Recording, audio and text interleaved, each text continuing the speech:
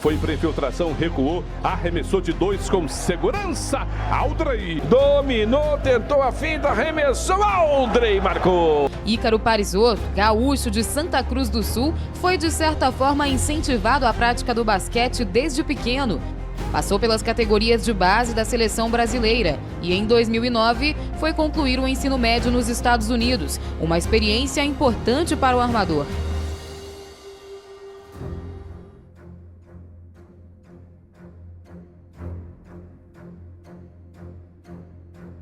Quando ela ficou pronta, eu devia ter uns 7 ou 8 anos, por aí. E aí o pai colocou duas goleiras ali, com uma tabela em cima. E aí no meio da quadra ele colocou duas coisas para botar uma rede de vôlei ali.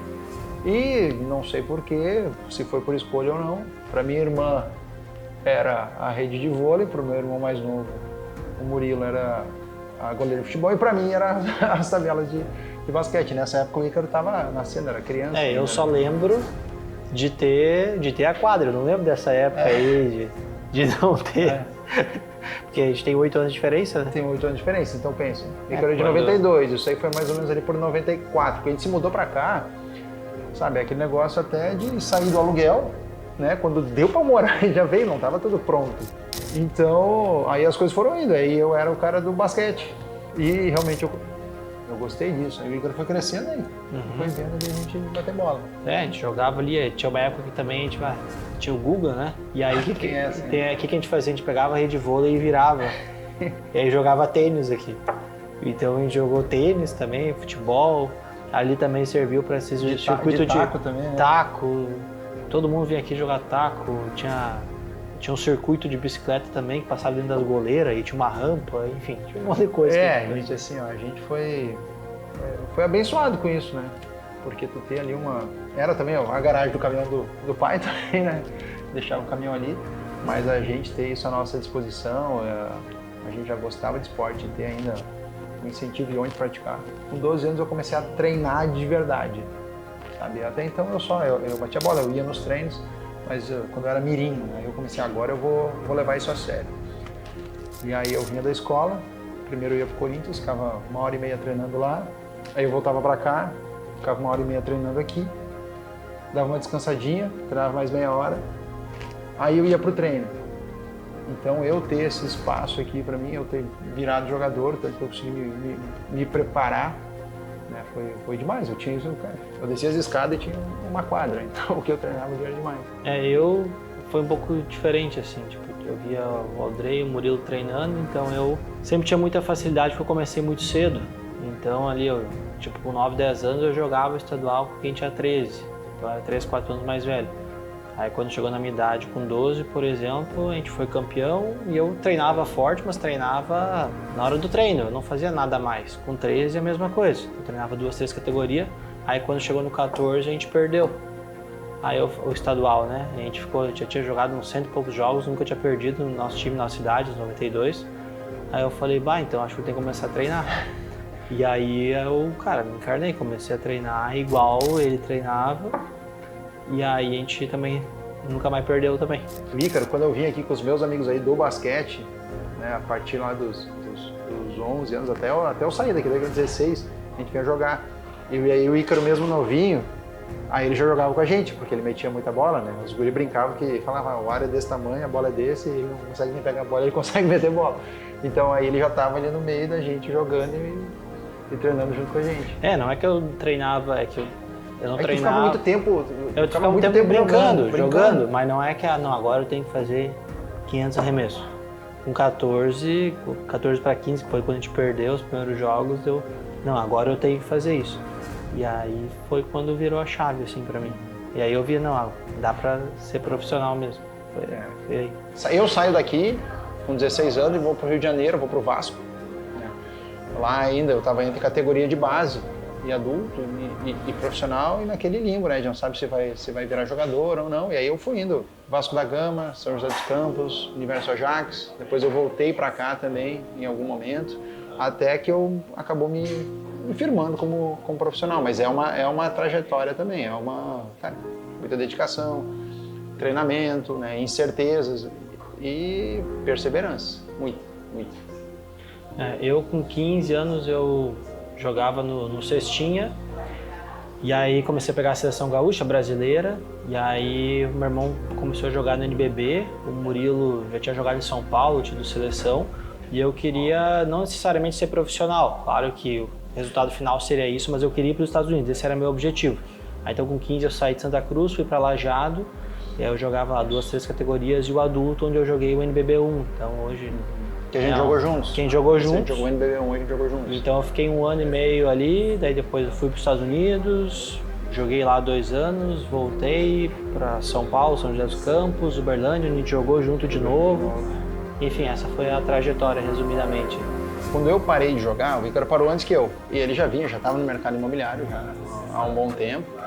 E eu parei de jogar em 2018. E ele, hoje em dia eu falo que foi de propósito, brincando, né? Que ele foi me buscar no aeroporto, né? Depois do meu último jogo de NBB, ele foi me buscar e todo empolgado no carro, falando: mercado imobiliário, isso e aquilo. Até que ele falou: vamos abrir um imobiliário. Eu falei: vamos abrir um imobiliário. Na hora certa, no tempo certo, né?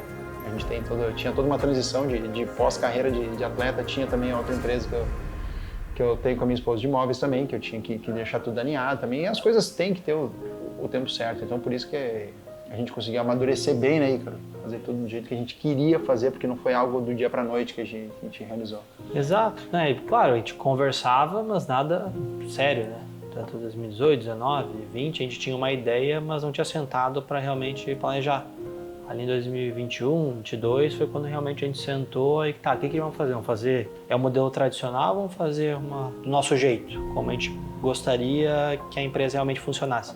Foi que a gente começou a planilhar, fazer um modelo de negócio diferente, enfim.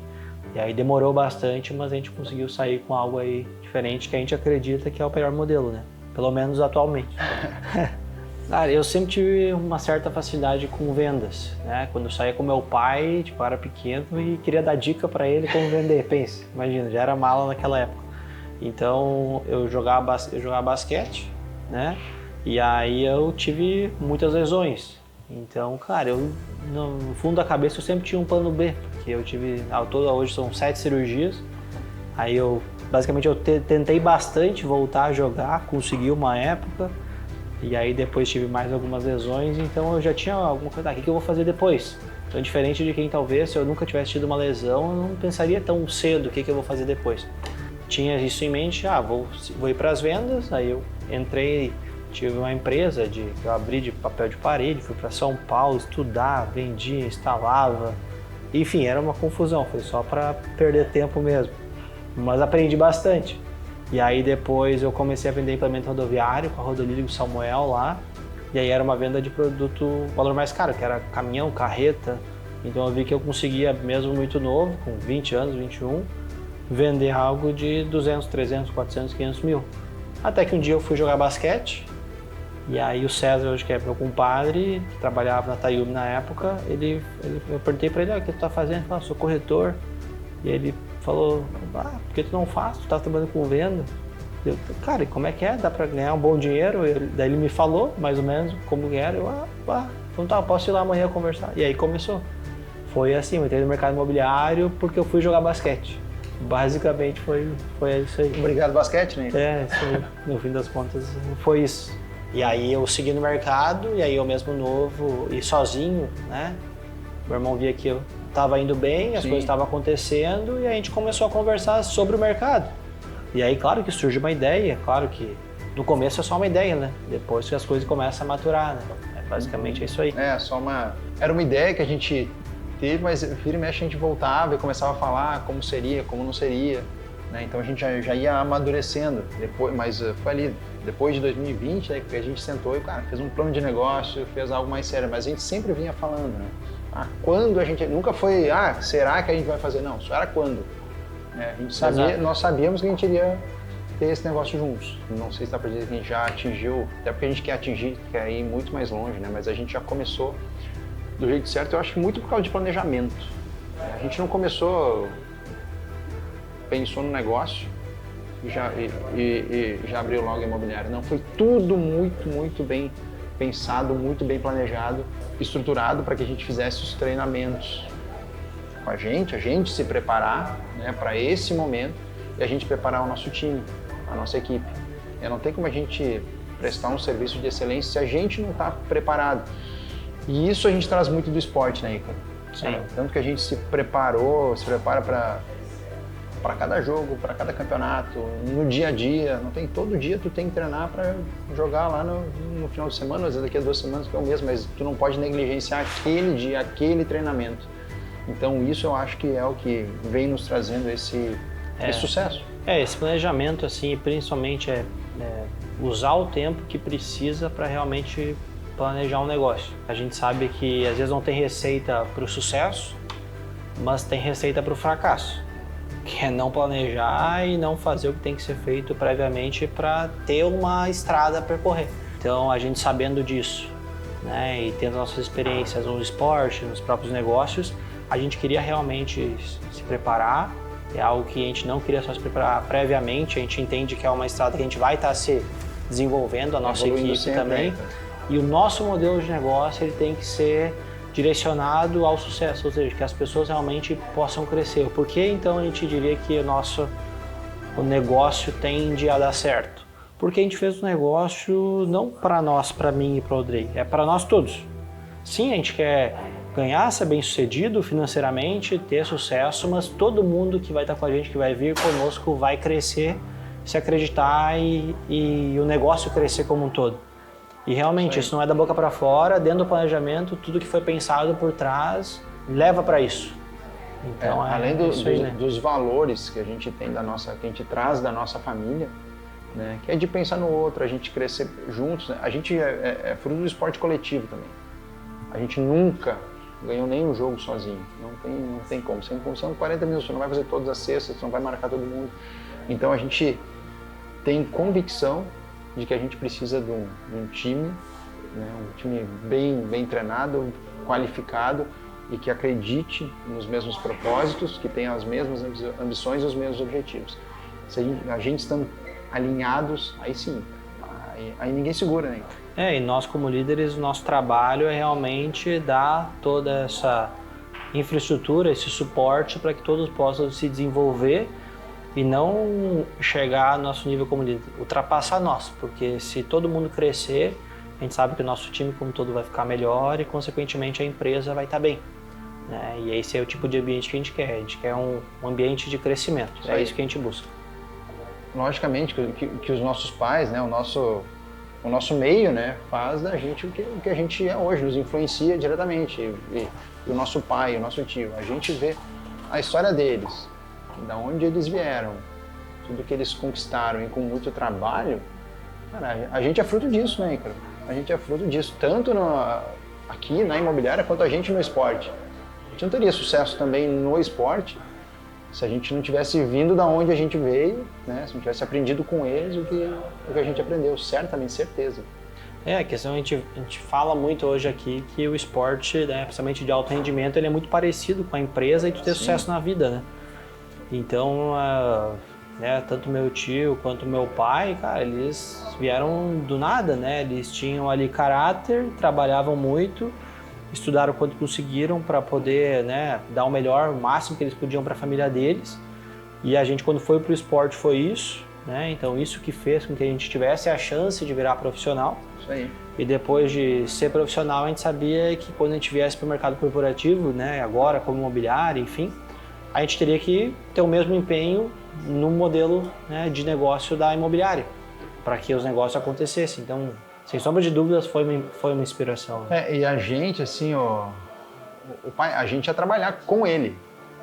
A gente ia descarregar a melancia com ele, nos acordava de madrugada para ir carregar a melancia, para descarregar a melancia.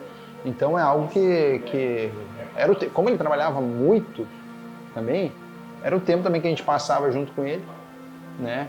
E nos ensinou o valor do trabalho, a gente via de onde ele conquistava as coisas, né?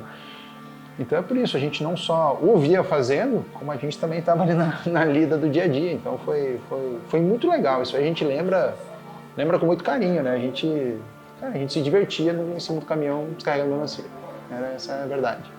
Meu pai, o senhor Lindo, meu tio, o tio Egídio, são dois dois sábios, né? Então, assim, a gente aprende muito com eles todos os dias e a gente aprendeu durante a vida toda.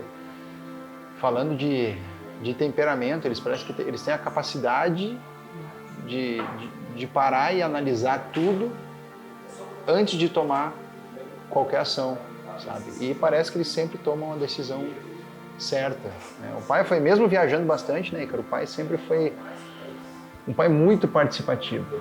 A gente não sentia falta dele, esse tipo de coisa, porque quando ele estava com a gente, era sempre foi muito intenso. Foi um baita de um exemplo, que eu tento ser para os meus filhos também. Então, tanto meu pai quanto o tio Egídio são dois exemplos. Um ponto disso que a Vanessa comenta comigo, assim, a minha esposa, no caso, né? Como tu é calmo em várias situações, né?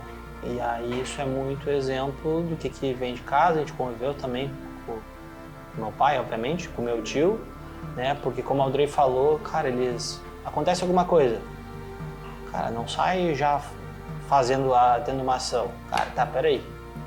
O que aconteceu? Analisa.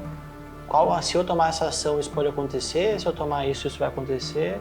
Eu tenho algo a ganhar ou a perder tomando essa ação. Eu acho que eles nunca pararam e falaram assim, não, vocês têm que fazer isso. Mas o dia a dia deles, tu entendia, tu só conectava os pontos que era isso. E aí quando tu traz basicamente pro mundo dos negócios, às vezes a gente fala aqui, né? Cara, o que tu vai ganhar fazendo isso? Cara, meio que parece que é incrível, né? Como aprende, né? E ao mesmo tempo, o senso de justiça que eles têm, que eles nos passaram, é muito grande. De tu ser justo mesmo, de querer o bem dos outros. Isso aí também é algo que transborda neles. Então, para conversar com eles, enfim, eu já falo com vocês, aí vocês conversaram com eles, talvez tenha dado para notar o quanto que eles se preocupam com os outros e que são desprendidos. Isso também é impressionante, o tanto que eles são desprendidos. Tipo, eles são os dois homens de negócios, eles querem prosperar, mas eles também são desprendidos disso para fazer o bem. Isso é algo que a gente admira demais, né? E assim, como eles trabalhavam muito, né? Daí eu vou pegar mais o exemplo do meu pai, o Sr. Arlindo, ele trabalhava muito, mas quando ele estava com a gente, realmente é aquilo que a gente fala hoje, é o tempo de qualidade, sabe? Então, realmente era algo que, era intenso, não é que a gente, vamos sair, vamos gastar dinheiro. Não, cara, às vezes era uma conversa ali que, cara, era 5 minutos, mas que ele tava ali, sabe? Então, isso eu vejo que, às vezes a gente não consegue dar atenção o tempo todo, mas tu tá presente nos momentos. Não tô falando que a gente sempre consegue fazer isso, mas é algo que, tendo, assim, a noção do meu tio, trabalhava muito também, eu lembro. A gente convivia pouco, né? Ia final de semana, às vezes, com o pai, enfim. Mas quando estava presente, conseguia conversar. Claro, conforme vai ficando mais velho, tu começa a ter conversa de adulto, né? Então muda. Mas isso é muito legal, né? Porque eles estavam realmente ali conosco, sabe? Naquele momento. E isso é o que a gente quer passar para frente, né? Se a gente tivesse que resumir a família Parisotto, eu começo a olhar e olho, né, pro meu pai, pros meus pais, pros meus tios e vejo os valores que eles têm. Muito trabalho, né? A gente acredita muito que o trabalho devolve, né? Às vezes demora um pouquinho a mais, mas sim, a gente vai colher os frutos do trabalho. A gente pensar no outro, trabalhar junto, querer crescer sim, querer olhar lá para cima, mas tu não precisa estar lá em cima sozinho. Tem que trazer pessoas junto contigo. Eu acho que, em resumo, eu acho que é isso, cara. É pensar nos outros e trabalho. Eu acho que muito do que a nossa família tem tá nessa essência, né? Outro ponto que eu acho importante talvez falar é que, como eu vejo, assim, não só o tio Egídio, meu pai, meus outros tios, que apesar de serem pessoas que são muito simples, eles são pessoas que, quando tu resume uma palavra, cara, eles têm muita ambição, mas é ambição, não é ganância. Assim, quando tu olha assim para a história de todos, cara, eles vieram no mesmo lugar, todos estão super bem, dando risada, se encontram, tiveram sucesso, um é médico, dentista, empresário, outro caminhoneiro que deu certo, enfim, várias histórias. E todas têm esse ponto de ambição que eles querem dar certo, eles querem melhor para a família deles e nada para eles. Parece que A ambição verdade. com resiliência. Então, assim, quando a gente olha para isso, a gente vê, cara, se eles fizeram com muito menos que nós tínhamos, cara, a gente tem que fazer muito mais. O Ícaro falou uma vez assim, falou, cara, de onde os nossos pais vieram, o que eles entregaram pra gente foi excelente. Pros nossos filhos, cara, a gente tem que largar eles na frente também. Né, Ícaro? Bem na frente, né? Bem na frente. E assim vai, e aí a gente crescendo sempre. Bom, sobre o nome da imobiliária, a gente tinha dúvida sim, porque a gente conversava, né? Vamos colocar o nosso sobrenome, não vamos porque a gente pensa em cada vez crescer mais, vamos colocar o nome, não vamos. A gente tinha uma dúvida, vamos criar um nome que não existe, mas no fundo, sendo bem sincero, pelo menos o que a gente queria era colocar o nome. Basicamente é aquilo, às vezes a gente vê muitos clientes nossos querendo uma validação social e a gente foi atrás disso, que a validação social foi a nossa própria família. Isso. Então o Aldrey foi lá e conversou até com o meu tio, né? Eu tive uma conversa com o tio Egídio, né? Eles têm a clínica Parisotto, tem mais de 30 anos a clínica, né? Aí eu, tio, sabe que eu e o Ícaro a gente vai abrir imobiliária, a gente tá com dúvida sobre o nome. Me fala tu, né? Que tem o nome da família. Ele falou, olha, talvez nem todo mundo nos conheça, né? Mas uma coisa eu tenho certeza, que quem nos conhece fala que a gente tem credibilidade, né? Então eu acho que isso é válido. E outra, é o teu nome. Eu tenho certeza absoluta, ainda mais conhecendo vocês, o tanto que vocês vão defender esse nome. Aí eu falei, tá decidido. Quando ele nos deu esse feedback, aí eu falei, Ícaro, o tio falou isso, ele também falou, tá decidido.